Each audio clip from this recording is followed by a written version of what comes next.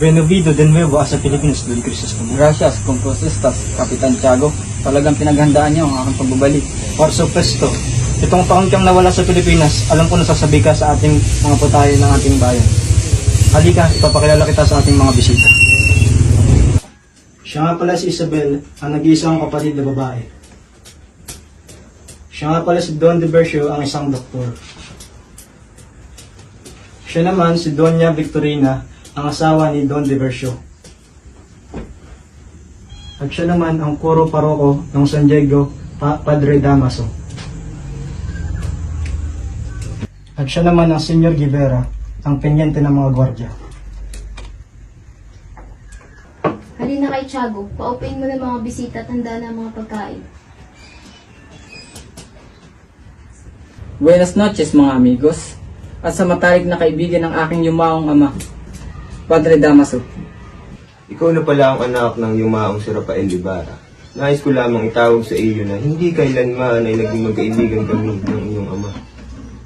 Kamusta naman ang iyong pag-aaral sa Europa? Mabuti naman, Kapitan. Hindi lamang sa siyensya ang aking natutunan, bagkus pati na rin ang uri ng pamumuhay ng mga taong nasa lamuha ko. Ngunit, likas pa rin silang mga mangmang saan man sila mag-aral. Ikaw, Ibarra, gusto mo bang mapabilang sa kanila? Ako ililisan ng Kapitan. Maraming salamat sa paanyaya para sa lisalong ito. Sandali lang, Don Crisostomo. Parating na si Maria Clara. Sa susunod na lang, Kapitan. Ako may gagawin pa. Senyor Ibarra, Ikaw pala yung tenyente. mag-iingat ka. Baka matulad ka sa nangyari sa iyong ama na si Don Ibarra. Tila ba ay may nalalaman kayo sa pagkamatay ng aking ama? Maaari niyo bang sabihin sa akin yun? Talagang nalalaman? Ang iyong ama ay namatay sa loob ng bilangguan. Ha? Nakakulong ang aking ama? Di kaya't kayo ay nagkakamali lamang? Hindi ako maaring magkamali. Si Don Rafael Ibarra ay pinagbintang isang irehe at pilibustero ni Padre Damaso.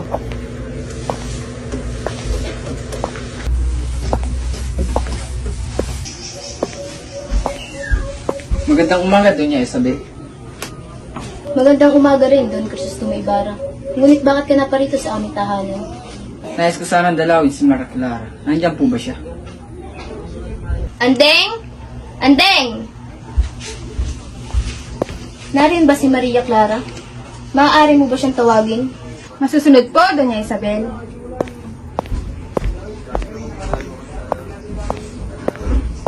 Binibining!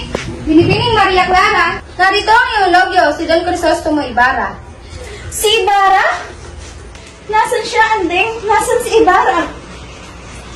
Maria Clara!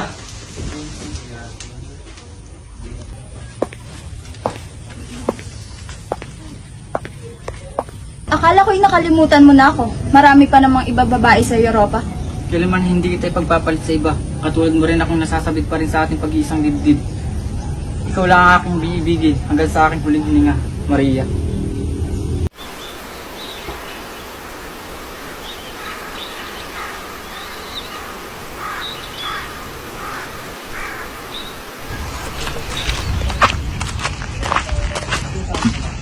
Ginoo, magandang umaga, Ginoo. Magandang umaga din, Ginoo. Anong maglilingkod ko sa iyo, Ginoo? Maaari ko bang malaman kung may nakita kayong puntod na may malaking krus? Malaking krus? Nung nakaraan may libingan dito may malaking krus. Ngunit natapon ito ng kuraparo ko sa libingan ng mga incheck. Sinong hangal na nagpatapon nito? Ngunit sa kasamang palad, na aksidenteng nahulog ang libingan ng iyong ama sa kadahilan ng malakas ang ulan ng araw na yun. Isang kabaliwan ang inyong ginawa. Mahal na Kuro, ito na po ang aming alay. Ito naman po ang sa amin. Pagpalain sana kayo ng Panginoon, nawa ay pagpatuloy niyo ang paghandog sa ating simbahan.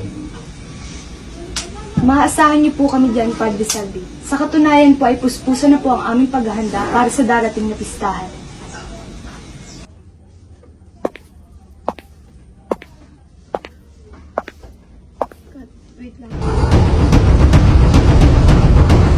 Padre Salve, anong ginawa mo sa labi ng aking ama? Wala akong ginagawa!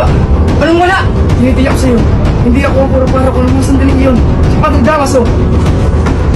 Inay! Inay! Inay! Basilio? Anong nangyari sa'yo? Inay! Sinasa na yung kapatid? Naiwan po sa konvento! Huwag ka na. Bukas na bukas din papag-usapan ko ang mahal na kura. Napakawalan namin yung kapatid.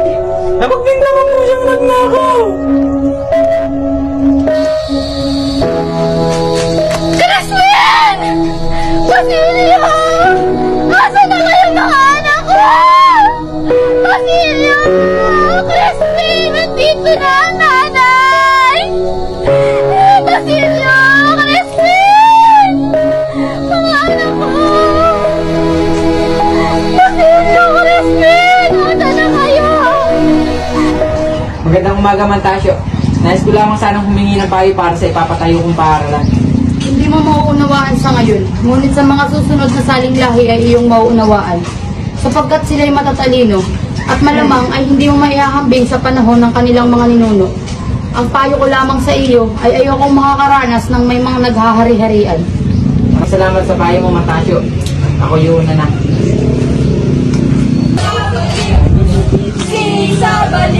Buenas Fiestas de El Gente de San Diego. Bili na po kayo. Si Sabaliw! Si Sabaliw! Si Sabaliw! Si Sabaliw! Si Sabaliw! Si Sabaliw! Lahat tayo ay anak ng Panginoon, kaya marapat lamang na tayo ay magmahalan at hindi magsiraan. At lalo't higit sa lahat, hindi dapat natin pinapanigan ang mga kumakalaban sa ating simbahan.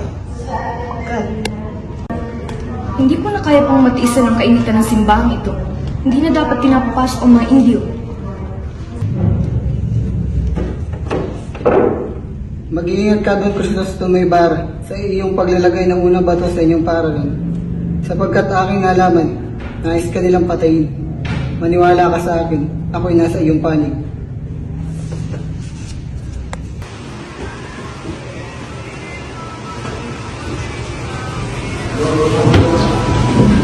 Magandang umaga. Padre Damaso.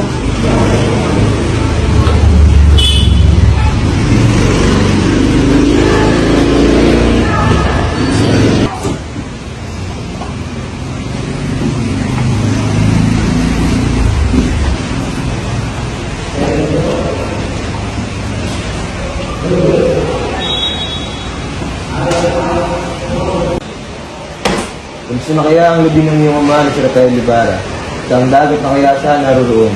Wala kang karapatang insultuhin ang aking ama. Ako na lamang. Ibarra, alang-alang sa akin, huwag mo nang pagbuhatan ng kamay si Padre Damaso. Kung maging Maria Clara, ako yun na. Magandang umaga, Don Crisostomo Ibarra. Maaari ka po bang sumama sa akin? Bakit? Anong aking ginawa? Ikaw ang tinuturo nagsimula ng paghahanda. Ngunit wala akong kinalaman sa inyo. Sumama ka na! Wala akong kinalaman.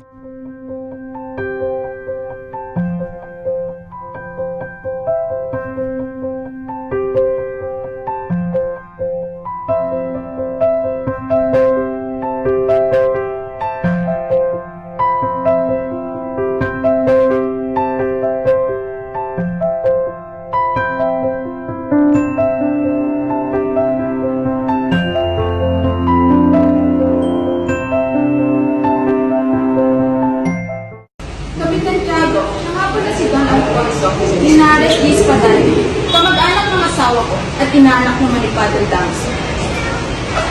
Magandang gabi, Kapitan Tiago. Kasi ay hindi mo kaya ka. Naisingin Alfonso ang kamay ni Maria Clara, pumapayag ko ba dyan, Kapitan? Walang problema sa akin. Nasa alaga niya ang aking ina. Ayoko, Ama. Labis akong tumutukan. Si Crisostomo Ibarra lamang ang aking minamahal at hihintayin ko siya kahit anong mangyari.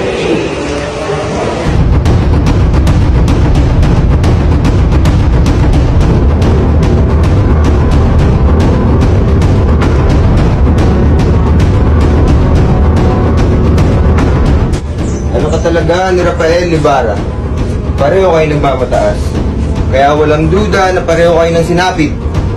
Hindi na ako makipagantay na makita na palutang-lutang ang iyong bangkay sa dagat, gaya ng iyong ama. Huwag mo nga amakin ang aking ama. Dahil kung titimbangin, mas masahol pa kayo sa Diablo.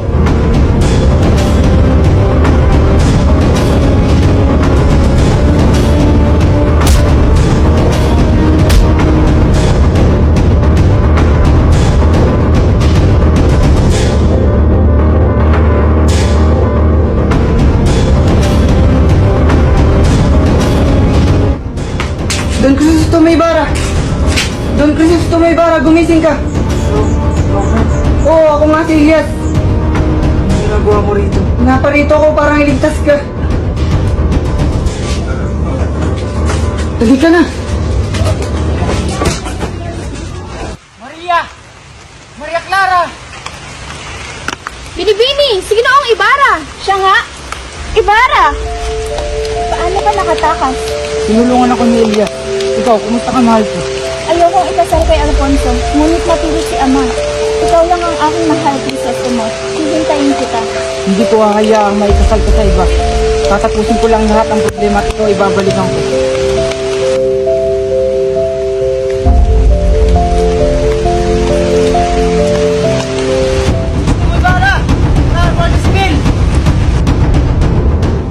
Binibini!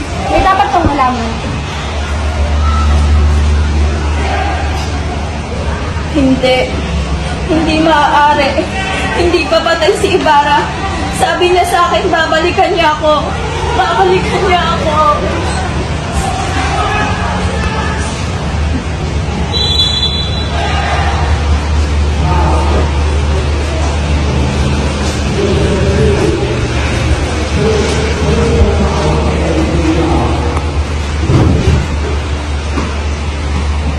Nais ko sanang hilingin sa inyo.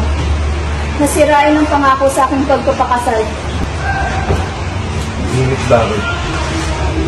Patay na ang taong ninanais ng puso kong pakasalan.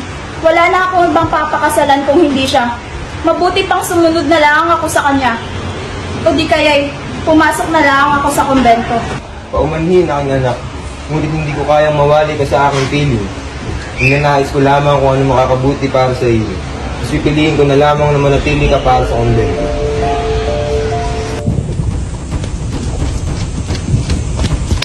Hoy! Tigil!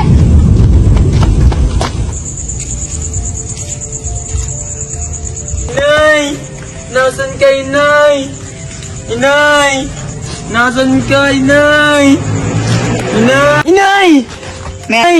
Inay! Basilio! Inay! Basilio! Inay!